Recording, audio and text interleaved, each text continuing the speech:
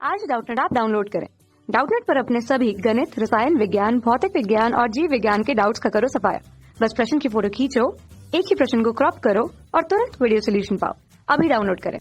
Hello दोस्तों, हमारा प्रश्न है समपोषी व्यतिकरण की शर्तों को लिखें। दो तरंग के अध्यारोपण के कारण महत्तम और न्यूनतम तीव्रता की शर्तों की गणना करें। ठीक है, तो देखिए अगर हम व्यतिकरण की बात करें, ठीक है, तो मान लीजिए ये S1 एक स्रोत है और ये S2 दूसरी प्रकाश स्रोत है। ठीक है, तो यहाँ पे देखिए प्रकाश स्रोत से पहली प्रकाश स्रोत से जो निकली तरंग है मान लेते हैं ये है और इसकी तीव्रता I1 मानते हैं, और S2 से निकली जो तरंग है प्रकाश की वो I2 तीव्रता की है। ठीक है, तो क्या होता है कि अगर व्यतिकरण की बात करें तो चूंकि ये दोनों कला संबंध स्रोत होंगी तभी ये दोनों का क्या होगा, अध्यारोपण होगा, अर्थात व्यतिकरण होगा दोनों तरंगों का। तो ये दो तरंग है जिसकी आयाम और आवृत्ति क्या होती है, लगभग समान होती है। ठीक है, जब माध्यम में इसे एक ही दिशा में संचरित किया जाता है तो माध्यम के किसी बिंदु पे इनका अध्यारोपण होता है और अध्यारोपण के फलस्वरूप हमें एक नई परिणामी तरंग मिलती है जिसकी तीव्रता इन दोनों तरंगों की तीव्रता से अलग होती है। मान लेते हैं I है। ठीक है, तो यहाँ पे जो तीव्रता होती है हमें माध्यम के किसी बिंदु पे अधिकतम प्राप्त होती है। ठीक है, और कहीं पे हमें क्या प्राप्त होती है, न्यूनतम प्राप्त होती है, न्यूनतम या शून्य प्राप्त होती है। ठीक है, तो यहाँ पे अधिकतम और न्यूनतम तीव्रता की बात आती है कि अधिकतम और न्यूनतम तीव्रता किस बिंदु पे हमें मिलेगी और क्यों मिलेगी। ठीक है, तो अधिकतम तीव्रता कब मिलती है वो हम देखते हैं। ठीक है, पहली स्थिति क्या है, अधिकतम तीव्रता। ठीक है, तो अधिकतम तीव्रता कब हमें प्राप्त होगी, हम देखते हैं जब इन दोनों तरंगों का अध्यारोपण, ठीक है, दोनों तरंगों का अध्यारोपण क्या हो, समान कला में हो।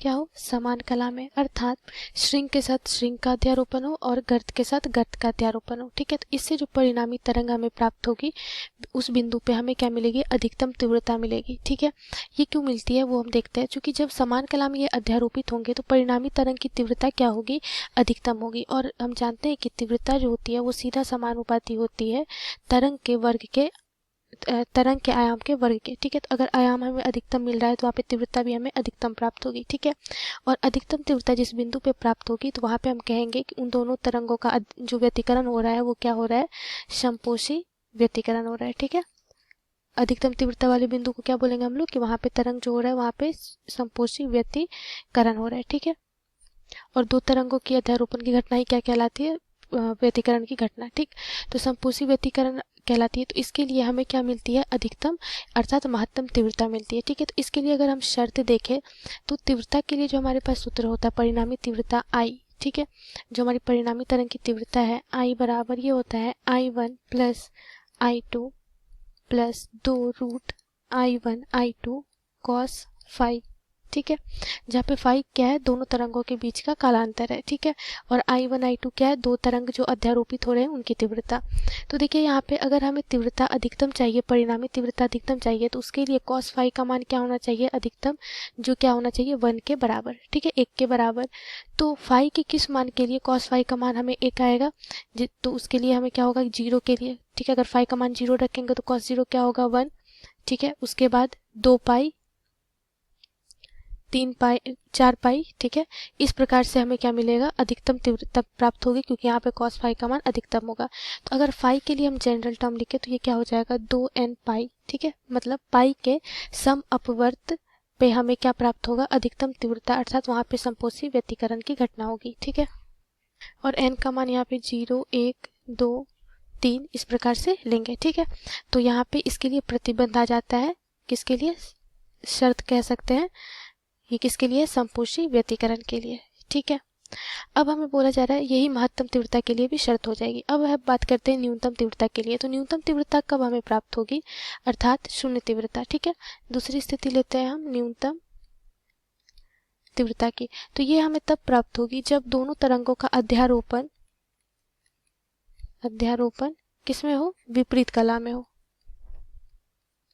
विपरीत कला में। ठीक है, विपरीत कला का क्या मतलब है, श्रृंग के साथ क्या होना चाहिए, गर्त का अध्यारोपण, और गर्त के साथ क्या होना चाहिए, श्रृंग का अध्यारोपण। तो इससे जो हमें परिणामी तरंग होगी उसकी तीव्रता हमें क्या प्राप्त होगी, न्यूनतम प्राप्त होगी, क्योंकि इससे जो परिणामी तरंग मान लीजिए ये प्राप्त हो रही है। ठीक है, दो तरंगों के ये दो तरंग जब विपरीत कला में अध्यारोपित हो रही है तो इससे जो हमारी तरंग की जो आयाम होगी वो हमें क्या प्राप्त होगी, न्यूनतम प्राप्त होगी, जिसके कारण से तीव्रता भी हमें क्या प्राप्त होगी, न्यूनतम। ठीक है, तो इसके लिए अगर हम शर्त की बात करें तो इस सूत्र से ही हम शर्त देख सकते हैं।